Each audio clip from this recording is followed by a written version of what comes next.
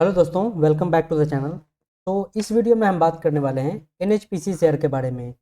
NHPC जो share है वो लगभग आज 4% की तेज़ी इसमें देखने को मिला है और इसके पीछे का रीजन क्या है उस पर बात करेंगे और कहाँ तक ये शेयर जा सकता है, क्या टारगेट रहने वाला है।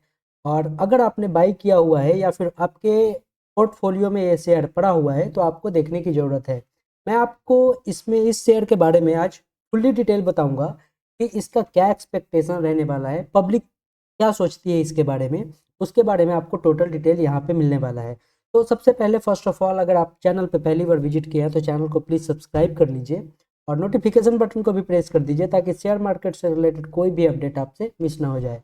तो चलिए शुरू करते हैं। तो देखिए, एनएचपीसी शेयर जो है, एक मैं पहले भी वीडियो बना चुका हूँ। जिन भाइयों या जिन लोगों ने उस वीडियो को नहीं देखा है, लीजिए एक बार उस वीडियो को देख लीजिए, आपको पता चल जाएगा कि मैंने क्या बोला था, एनालिसिस क्या किया था।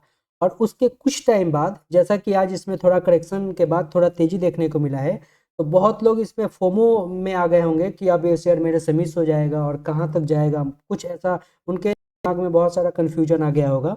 तो इस वो कन्फ्यूजन को क्लियर करने और वो सारी डाउट को क्लियर करने आपके पास आ गया हूँ। तो चलिए स्टार्ट करते हैं। तो देखिए, एनएचपीसी जो शेयर है ये गवर्नमेंट फर्म की एक कंपनी है और एक बढ़िया कंपनी है, बेमिसाल कंपनी है। और इसका फंडामेंटल स्ट्रक्चर की बात करें तो एकदम बेहतरीन है, कोई इसमें प्रॉब्लम नहीं है।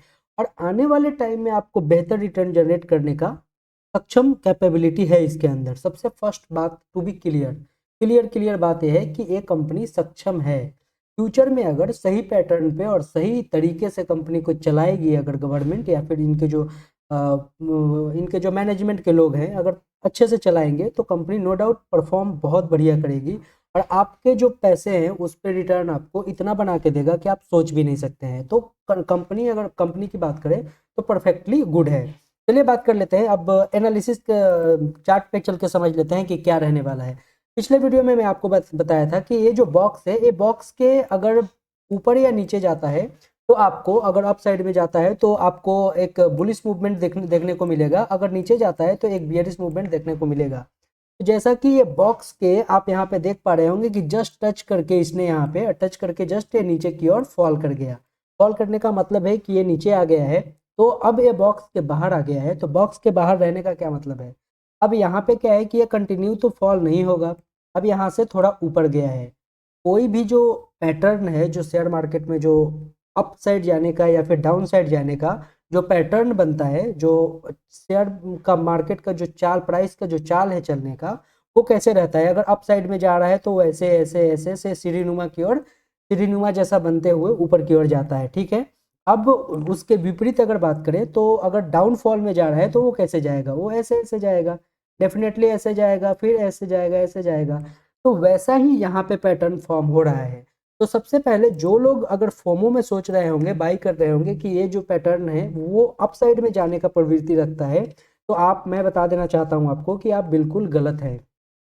ऐसा नहीं होने वाला है, क्योंकि ये जो पैटर्न है, सबसे पहले तो अगर यहाँ पे बात कर लें तो देखिए, सबसे पहले ये जो फॉर्मेशन है, यहाँ पे आप यहाँ देख रहे हैं और यहाँ पे देख रहे हैं, ये डबल टॉप फॉर्मेशन है। डबल टॉप फॉर्मेशन का क्या मतलब है कि अब यहाँ से बियरिश हो गया है। ये बियरिश इन द सेंस कि यहाँ से एक पॉइंट पे टच हुआ, फिर दूसरा पॉइंट यहाँ टच हुआ।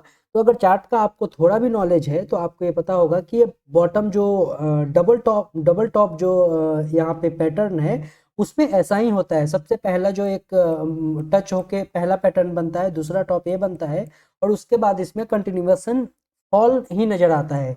तो यहाँ पे देखिए, जैसे ही यहाँ पे फॉल आया तो यहाँ फॉल के बाद यहाँ फोमो में कुछ लोग ने बाई किया है। फोमो में कुछ लोग बाई करने का क्या मतलब है कि उनको लग रहा है कि अब बहुत गिर गया, अब इससे ज़्यादा नहीं गिर सकता है, और उनको एक यहाँ पे एक ऐसा बुलिश टाइप का कैंडल भी दिख गया।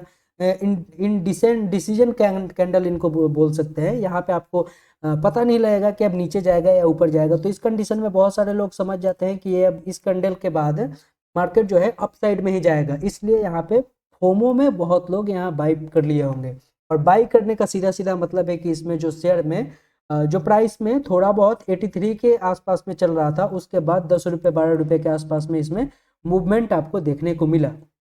अब क्या होगा, इसके बाद ये कंटिन्यूअस इस पैटर्न को फॉलो करेगा, और फॉलो करने के बाद यहाँ से देखिएगा कल के बाद 1-2 दिन में ये फिर से ऐसा कैंडल फिर से ये नीचे आ जाएगा और आने के बाद आपको इसमें 83, 84 इवन 80 के आसपास का लेवल फिर से दिखाएगा। और एक बात और बता दूं, मार्केट में बहुत ज़्यादा हाइप बना हुआ है, इवन बहुत ज़्यादा र्यूमर फैला हुआ है कि शेयर मार्केट बहुत जल्दी गिरने वाला है, 2024 में गिर भी सकता है। तो इस वजह से आप अलर्ट रहिए। अगर आपने इसमें पहले ही इन्वेस्टमेंट कर रखा है तो आप थोड़ा अलर्ट हो जाइए। आप अपना स्टॉप लॉस चेक कर लीजिए, स्ट्रिक्टली उसको टाइट कर लीजिए। अगर स्टॉप लॉस के आसपास आता है तो आपको बिल्कुल उसमें एग्जिट कर देना चाहिए। अगर स्टॉप लॉस के आसपास नहीं होता है तो आप होल्ड कर लिए करके रखिए और जब टारगेट आपको मिलेगा तो आप वहाँ पे सेल आउट कीजिए।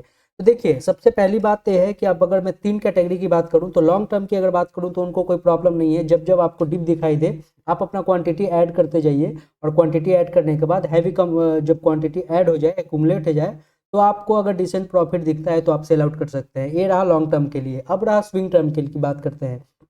तो देखिए स्विंग टर्म के लिए जिन लोगों ने बाई करके रखा हुआ है, जो होल्ड करके रखे हुए हैं, अगर उनका स्टॉप लॉस नहीं हिट हुआ है तो आप वेट कर लीजिए। अगर आपका टारगेट मिल जाता है तो बहुत बढ़िया है, अगर टारगेट नहीं मिलता है तो एटलीस्ट स्टॉप लॉस तक आप वेट कीजिए। ये आपका स्विंग ट्रेड के लिए रहा।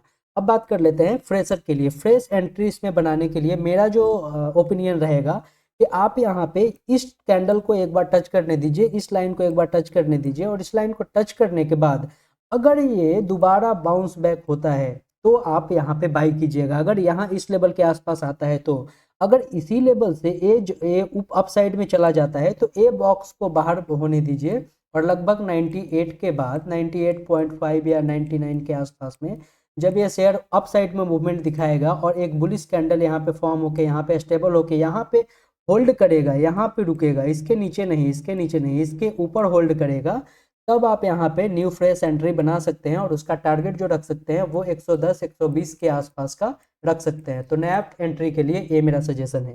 तो ये टोटल था एनएचपीसी शेयर के बारे में। आई होप कि ये वीडियो आपको अच्छे से समझ आया होगा। अगर अच्छे से समझ आया होगा तो वीडियो को लाइक कर दीजिएगा। तब तक के लिए थैंक यू।